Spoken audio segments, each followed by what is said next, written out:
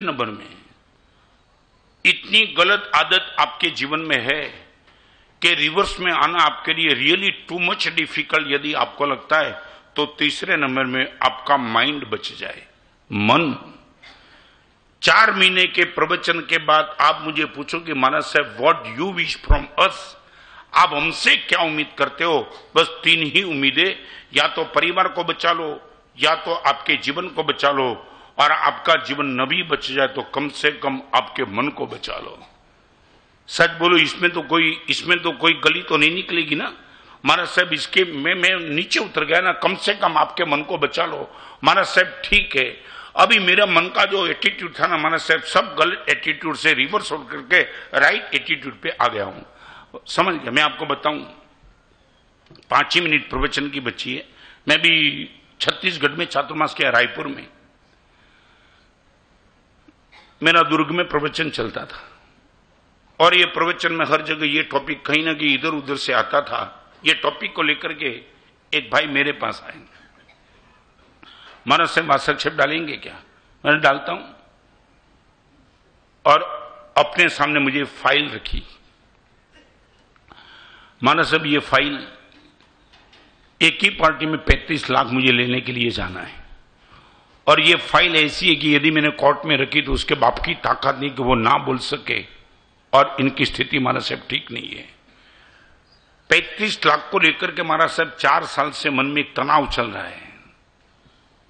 इनके घर जाना नहीं होता है, जाता हूं तो भाग जाता है, गली में से मिलता है तो ओवरटेक कर जाता है। आज आपके प्रवचन में सुना 35 लाख मिलेगा नहीं मिलेगा, कब मिलेगा मालूम नहीं, मगर वो 35 लाख को लेकर के 4 साल से मेंटली पूरा डिस्टर्ब हो चुका हूं महाराज। न मंदिर में बात जमती है, न आपके सामने बैठा हूं तो प्रवचन में बात आती है। हर एक बार वो 35 लाख 35 लाख 35 लाख, और वो ही पार्टी प्रवचन में भी बैठती है। तो महाराज साहब न मालूम इनके लिए मन में क्या क्या भाव जगता है। आप एक काम करो महाराज साहब, मेरे सर पे बास्केट डालो, ये फाइल पे बास्केट डालो, उनके ही घर पे जाकर के ये फाइल का सबूत खत्म करना चाहता हूं, उनको ही फाइल दे देना चाहता हूं, ताकि कल से 35 लाख की बात मेरे दिमाग में उठी। मैंने उनको एक राय दी, आप इनको फोन करके बोल सकते हो कि 35 लाख तुम्हारा जिंदगी भर के लिए छोड़ दिया, ये फाइल देने की जरूरत क्या है? महाराज साहब आपका वो लॉजिक बराबर होगा, मगर महाराज साहब आप मेरे संसार को नहीं जानते हो शायद। यदि ये 35 लाख मैं छोड़ देता, ये फाइल बची रहती, साबित तो है महाराज साहब। और आने वाले दिनों में महाराज साहब, आज 21 साल का मेरा बेटा है, कल 24-25 लाख का हो जाए, फाइल इनके हाथ में आ जाए, और उनको लगे कि पिताजी का 35 लाख लेना बाकी है, मैंने छोड़ दिया, मेरी उदारता मैं समझ सकता हूं, मगर शायद महाराज साहब मेरा बेटा न भी समझ पाए, और इसी 35 लाख को लेकर के वो बवाल शुरू कर दे उनके साथ। मैं नहीं चाहता हूं, मेरे बेटे को विरासत में मैं प्रेम और क्षमा देना चाहता हूं, वैर देना नहीं चाहता हूं। इसलिए आपको कहना चाहता हूं, मेरे सर पे भी बास्केट डालो, फाइल पे भी बास्केट डालो, इनके जाकर के फाइल दे के आता हूं। और बड़े उमंग के साथ वो गए, और 2 घंटे में जब फाइल दे के वापिस आए, इनका आनंद I can't explain to you. आपसे मैं पूछना चाहता हूं, ये ताकत आप धीरे धीरे भी बना लो, यदि आपका लॉजिक आपके पास रखो, मगर धीरे धीरे ये ताकत आप बना लो। क्यों नहीं बनाते? आपको मानो नहीं? मावी जी मेरा उपकार आप पर है कुछ? हाथ मत जोड़ो यार। है विनोद? है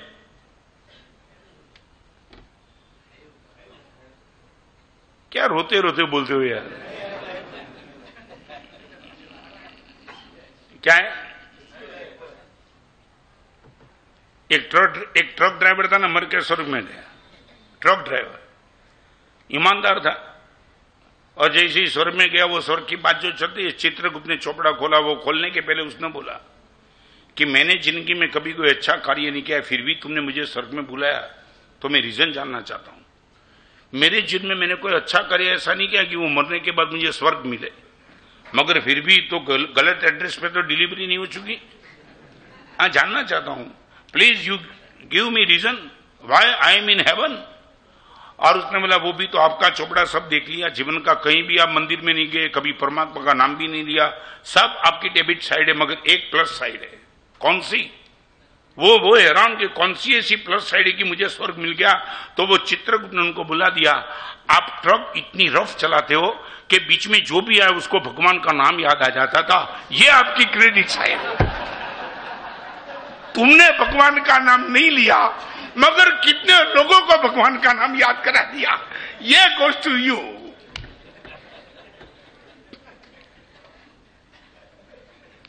ये भी बेनिफिट कम है यार।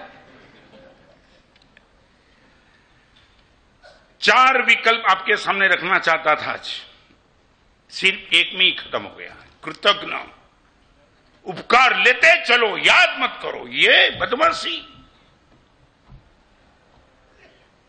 आप देखा होगा किसी कुत्ते को एक बार तुमने घर में से निकाल भी दिया, 2 साल के बाद आप मिलो, वो आपके सामने पूछ ही लाएगा। उनको याद है कि इसके घर की रोटी मैंने खाई है। समझे मैं what I would like to से?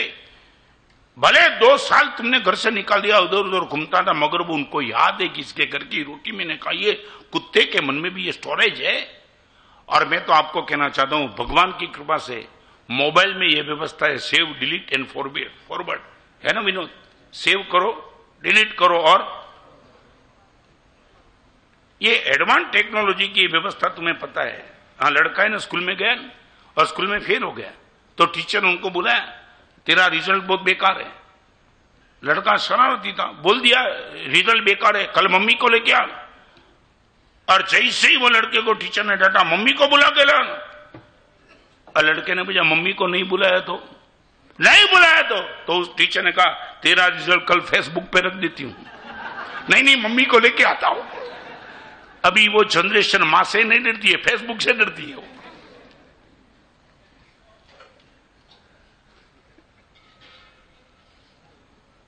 मैं तो ये कहना चाहूंगा, हम खुश है इसी माहौल के बीच में। सेव, डिलीट और फॉरवर्ड की क्षमता क्या है वो हम जानते हैं। जो उपकार लिए उनको हम सेव करते, उपकार जो होते चलते वो डिलीट कर देते, और कहीं भी अच्छी बात किसी से भी सुनने की मिलती है मैं फॉरवर्ड कर देता हूं, चलो आपके पास भी ये बात पहुंचे। हजारों लोगों का लाइव एग्जाम्पल आपके सामने क्यों देता हूं फॉरवर्ड, ताकि आपको भी पता चले कि इस दुनिया में इतने भी अच्छे लोग भरे पड़े। बस मैं आपको इतना ही कहना चाहता हूं, मोबाइल में यदि 3 व्यवस्था है, अपने मन में भी 3 व्यवस्था है ही। What you wish you save him. आपको लगता है कि ये सेव करने जैसी नहीं है, डिलीट कर दो, और जो भी अच्छी चीजें उनको फॉरवर्ड करते चलो, फिर देखो समाज का वातावरण क्या जबरदस्त